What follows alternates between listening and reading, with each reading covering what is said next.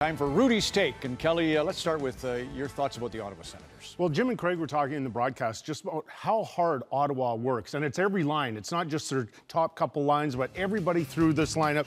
You are committed to the team game. And I just love this guy, Logan Brown. He was a former first-rounder last year. And take a look at his hockey sense. The puck is below the goal line. What does he do? Can't get a stick on it. Kick it out front. Keep it alive. And now Nate Thompson comes in, and they get their first goal. But that's just hard work right there. And the hockey sense, because if the puck is below the goal line, it's awfully difficult to keep it alive. Brown's been incredible. You had a great sit-down with Patty Marleau at the start of the Hockey Night in Canada season, and he observed from San Jose the Leafs on TV. Yes. Lots of teams and players love to watch Toronto right now. I'm going around and I'm talking to a lot of players, and I ask them about how much hockey they like to watch and what teams, and it's always Toronto.